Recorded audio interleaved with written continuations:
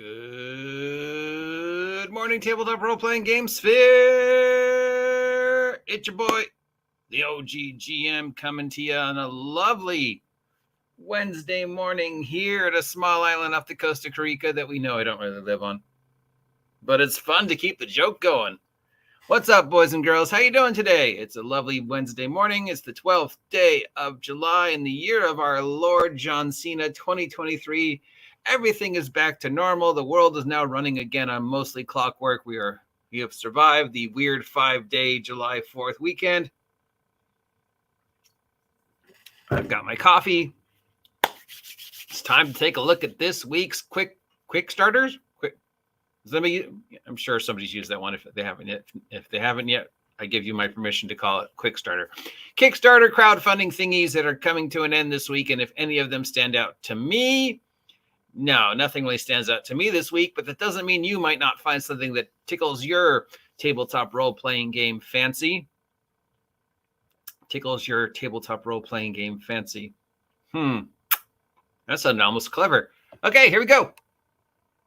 And if any of these sound interesting to you, you, of course, can find them located at your favorite crowdfunding Kickstarter, Backerkit, GameFund, GameOnTabletop, IndieGoGo, or Zine Quest site. First off, from Spectre Creations, we have Khalil's Chronicles of Runes, a runic expansion for Dungeons & Dragons 5e. This is for Dungeons & Dragons 5e. $25 is the most popular pledge, but it just gets you the PDF. $25 for a PDF is a little pricey. It adds to the already expansive and confusing 5e magic system, which is going to be completely pointless in a few months. A brand new system of magic called Runes. Spectre Creations. It comes to us from a gentleman by the name of Tony Casper, who is the former editor of Griffin's Saddlebag. It brings you 350 magic rules, new subclasses, obviously a lot of stuff about dwarven magic and dwarven runes and dwarven rune magic and elvish runes and how many of the Tolkien runes and Norse, Greek, Viking runes can we use without violating any copyrights. Of course, this would be completely pointless in 2024 when Wizards of the Coast completely changes the magic systems for 5e. But thankfully, the Orc and Tales from the Valiant will allow you to continue to play 5e the way, I don't know, we intended when we play tested it in 2014. Moving on from the Story Engine, we have the Story Engine Lore Masters deck. This is a system-neutral accessory, $88. Gets you the deck plus 3 expansions. This project offers a deck to help DMs and writers create unexpected lore and provide options that might not consider otherwise. From award-winning author, game writer, and designer Peter Tchaikovsky, Chikowski. So it's basically a deck of writer prompts for $88. Yeah. Dude, writer prompts are free. There's hundreds and hundreds of websites that offer random writer prompts and items and writer prompts. You can go to any library on the face of the planet and find books about writer prompts and creative writing prompts. So $88 seems a little pricey for something I can get for free. I wonder if I'm ever going to get in trouble for bagging on these people. I haven't yet, and I've been doing it for a while, but always in the back of my head, I'm like, have I gone too far? But then I'm like, no, I haven't gone far enough. I could go farther. Because we have from Ready Caver the Homestead Creature Handbook for D&D 5e and Pathfinder 2nd Edition. This is a $12 source book. This project brings an important but often overlooked element to fantasy role-playing game, domesticated animals. So if you've ever wanted background elements for random creatures like mice and dogs and cats and chickens, plus maybe give them a little Miyazaki magic to them, to make the world feel a little bit more mysterious, here's a whole book for $12 about animal stats for 5e and how to incorporate everyday normal animals into 5e. Because, I don't know, are there not stat blocks for cows and dogs and cats and mice in the 5e monster manual? I have a 5e monster manual. I don't think I ever had a 5e monster manual. I never thought I would need it. But now I'm like, well, I kind of got to look it up. I mean, I know there's stats for dogs because I've had plenty of characters who have had horses and mules and dogs playing 5e and pack mules and, you know, my goblin riding a dog and stuff like that. But mice and chickens, I mean, do you really need a stat block for chickens? Do you really need an entire page of a book dedicated to what a chicken might or might not do in a game setting? Chicken's going to end up at my table being deep fried. That's what it is. Yeah. For $12, you can get a book on cows. Yeah, no. All right. This one's getting a lot of good press. It is from the Malsonian Arts Council. It is Longshot City. It is powered by the acid punk fantasy role-playing game Troikia. Troikia, who we never hear enough about. $86 gets you the PDF and the physical box set with 2 books, GM screen, cards, dice, token bags, and more. It's Troikia Superheroes. Wild, weird, warped world of superheroes with 36 new archetypes, 36 origins, 24 ideas for bad guy motivations, 70-page rule book, other stuff, Gonzo superhero adventures. I've seen some of the art, and it ranges from amazing, mind-blowing to like Jim Lee, Rob Liefeld styles to like drawings that look like they were drawn by an 8-year-old drawing his favorite superhero character, which is maybe was the point. Now, normally I would be all over this game. It's like, yeah, another superhero role-playing game, acid punk superhero role-playing. I guess that was a thing, you know. But since I am currently working on the first sequel to WRETCHED Vigilantes, of course, I can't support this game because I want you to spend your hard-earned superhero role-playing game money on WRETCHED Vigilantes and the upcoming first supplement for WRETCHED Vigilantes, Bad Guys Always Lose, because I finally found a way to use that title. So that's coming out soon from Red Room.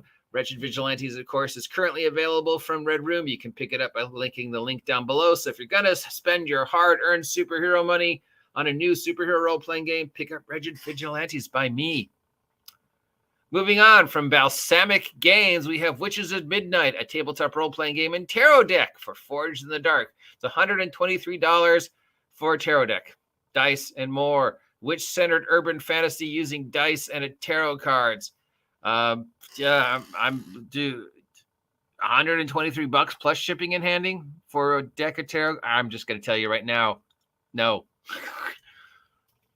I can think of 100 things you can do better with $125 than spend it on this. In fact, if you got $100 that you want to waste on a tabletop role-playing game, why don't you pick up mine? Because I got merch available on Big Geek Emporium and soon to be on Giants in the Playground Emporium as soon as they fix their site. So, yeah, you could spend $125 on this, or you could spend $2, $4, $6 on my stuff. I mean, I feel like sometimes I'm just tempting face. From Luna Publishing, we have a Memento Mori, a 5e. Did I say that right? Mori, a 5e campaign setting for 5e.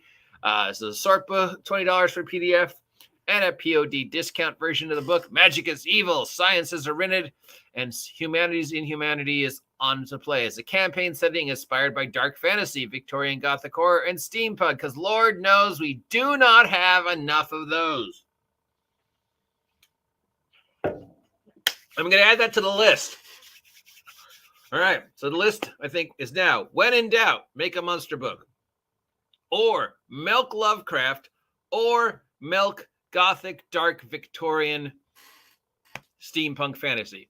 If you have no original ideas, you can also always go to the I'm going to make a book of monsters, which we know I've done. I'm going to do something Lovecraftian. Or, hey, how about another dark fantasy, Gothic horror, D&D campaign, because that's how we played in the 80s, and that's what everybody wants. I don't know about everybody else, but nobody in California ever played like this in any game I was in.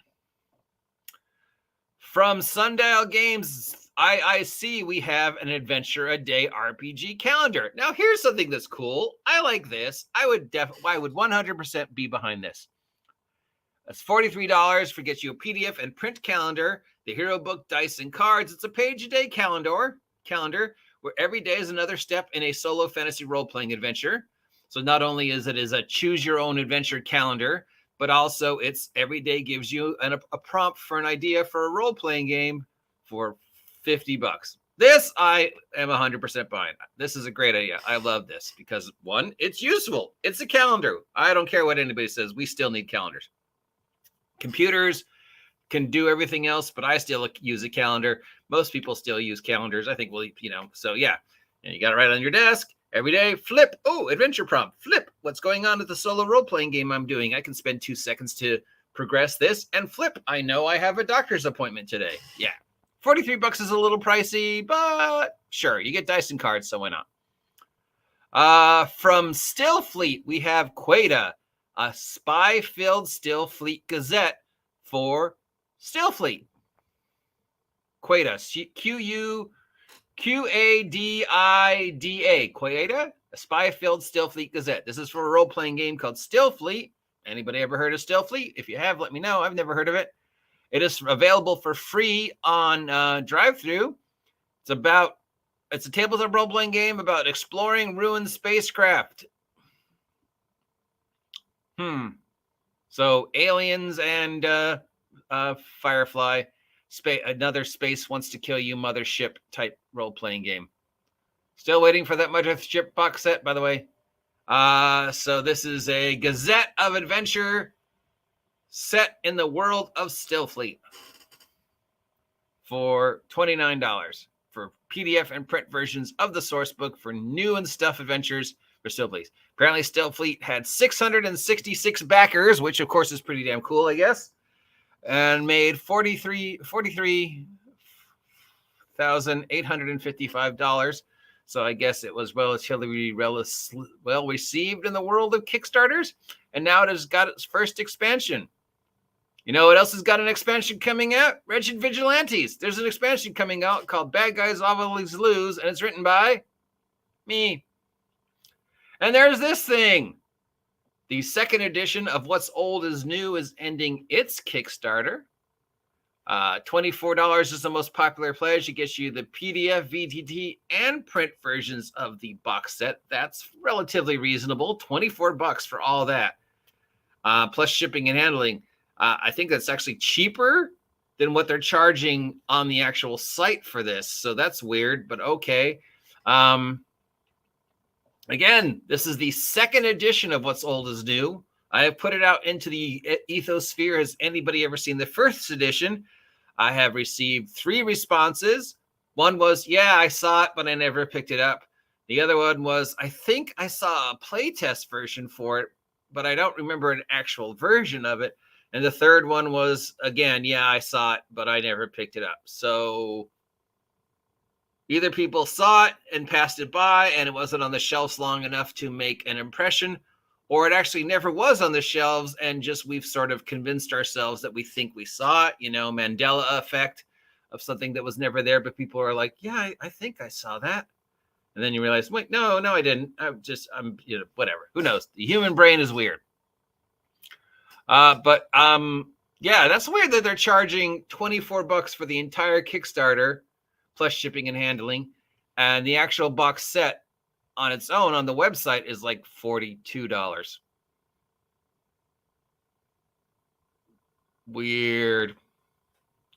Anyways, that's it for today's Kickstarters. The only one that really I think is an actually good idea is this. I'm really curious about this, but I don't feel like I'm going to, spending money on something that I'll never, ever use at this point in my life is like, yeah, I'm just not one of those people who's going to buy a game simply because I need to fill space. And I think it's cool. I'm really at the, if I'm never going to use it, there's no reason for me to spend my money on it kind of thing. So, but yeah, most of these, nothing really stands out.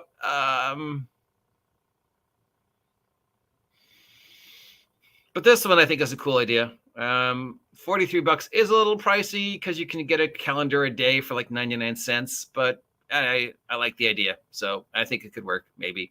So sure, why not?